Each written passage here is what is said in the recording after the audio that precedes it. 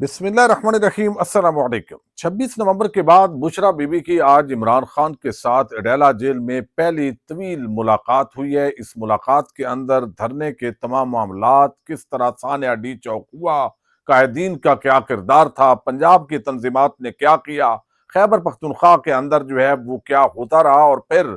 D चौक से वापस बुशरा बीबी को खैबर पख्तूनख्वा कैसे शिफ्ट किया गया, ये सारी तफसीलात आज इमरान खान के सामने उन्होंने रखी हैं। और इमरान खान ने इसके बाद किस से इस्तीफा तलब कर लिया है, ये आम डेवलपमेंट हुई है। इसकी तफसील मैं आपके सामने रखूंगा। गोली का चलाने का हुक्म किसने दिया, आज कायमा कमेटी के अंदर भी ये फड्डा पड़ा है, ये भी तफसील आपके सामने रखनी है। आर्मी चीफ और शहबाज शरीफ, आज गंडापुर ने बहुत ही आम बात की है, ये भी आपके सामने रखनी है। उम्मीद है वीडियो आप समाप्त करेंगे और अपने कीमती फीडबैक से जरूर आगाह करेंगे। इस वक्त पाकिस्तान की जो सियासत है वो आपको इल्म है बेयकीनी की कैफियत के अंदर है। रोज इस तरह की डेवलपमेंट्स हो रही हैं, इतने मुकदमात की समाअत हो रही है, अदलिया तकरीबन बेतौकीर हो चुकी है। थोड़ा बहुत कभी कभी रिलीफ मिलता भी है, लेकिन असलन जो बुनियादी हकूक पामाल हो रहे हैं, जो इंसानी हकूक की पामाली के साथ आइन कानून जमहूरियत को रौंद डाला है, और पीपल्स पार्टी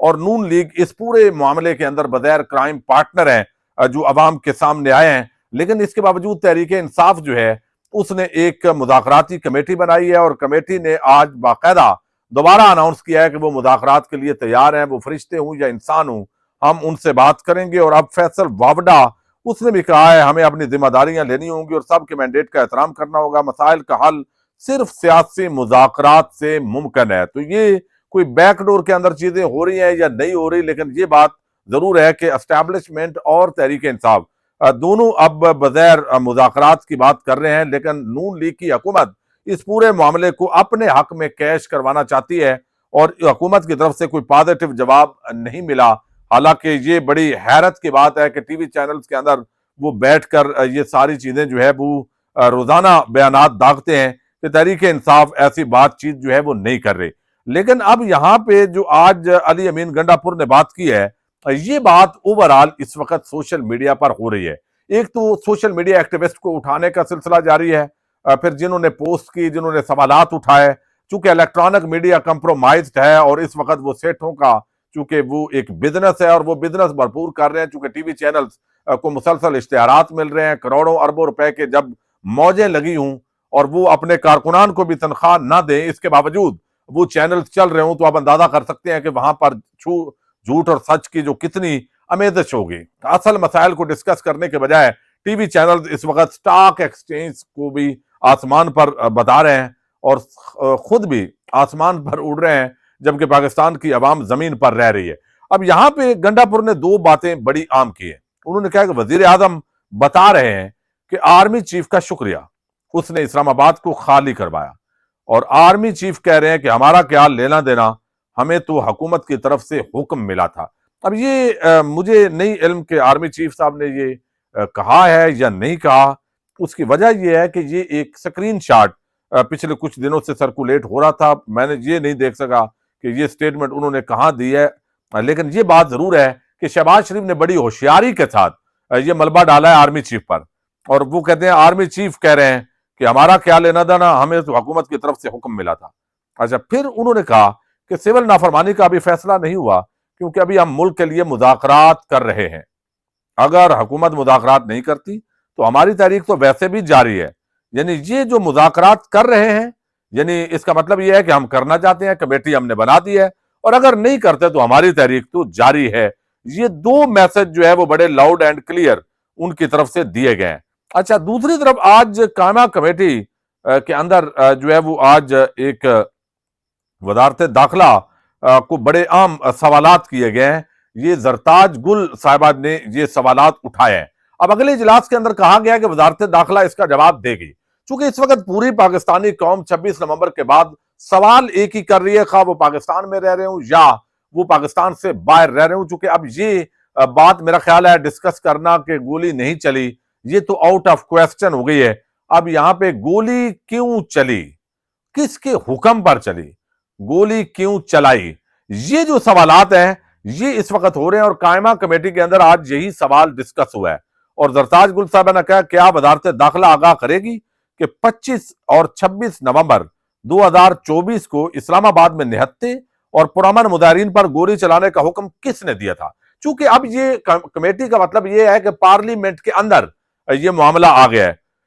پھر انہوں نے اس سوالات کے جوابات مانگے ہیں جن پر کمیٹی نے وزیر داخلہ سے تحریری جواب طلب کر لیا ہے۔ زرتاج گل نے براہ راست پوچھا کہ 26 اور 25 نومبر کو شہریوں پر سیدھی فائرنگ کے احکامات کس نے دیے؟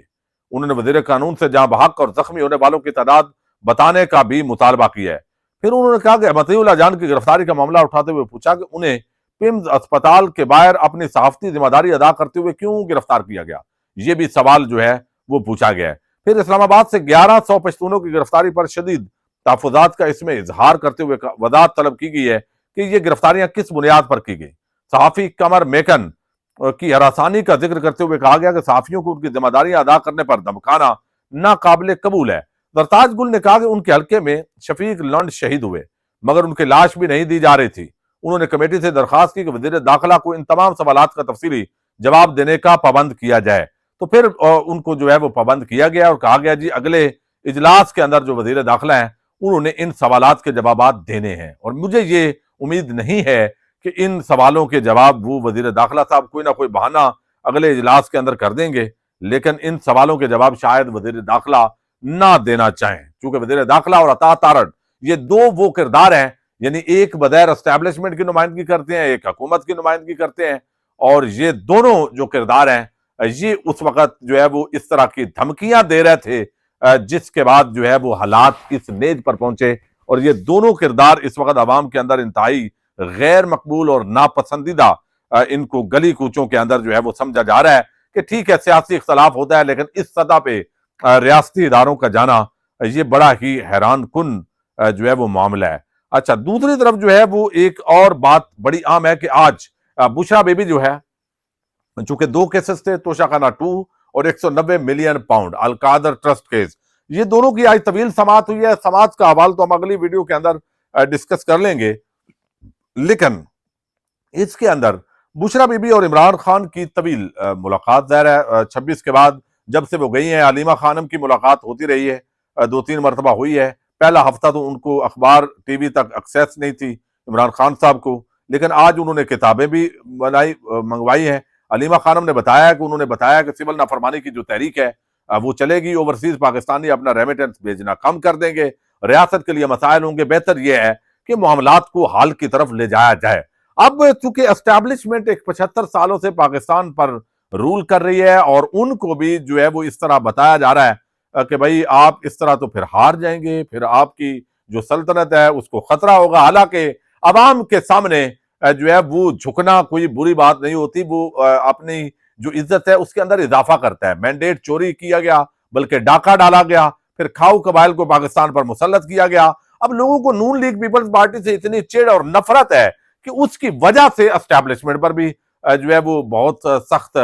غصے کا اظہار عوام کرتی ہے، اور اب جب سے مینڈیٹ چھینا اور اب جب گولیاں چلی ہیں یا ڈی چوک پر جس طرح کے واقعات رونما ہوئے ہیں جو بڑے ناخوشگوار ہیں، اس پر مزید جو ہے وہ بہت سختی ہے اس وقت عوام کے رویے کے اندر۔ شاید ڈنڈا جب ہاتھ میں ہوتا ہے یا بندہ اقتدار کے نشے سے چور ہوتا ہے اس وقت بہت ساری جو چیزیں ہیں وہ ایکچول جو زمینی حقائق ہیں وہ نظر نہیں آ رہے ہوتے، لیکن جب آپ لوگوں کے اندر نکلتے ہیں تو پھر آپ کے پاس جو ہے وہ اصل چیز آتی ہے۔ بدقسمتی سے اعلیٰ عہدوں پہ رہنے والی یہ شخصیات، خواہ حکومت میں ہوں خواہ اسٹیبلشمنٹ میں ہوں، چونکہ ریٹائرمنٹ کے بعد یا موجودہ جو حکومتیں ہوتی ہیں نون لیگ پیپلز پارٹی وہ اس وقت عوام کے اندر جانے کی پوزیشن میں نہیں ہے، لیکن جہاں پہ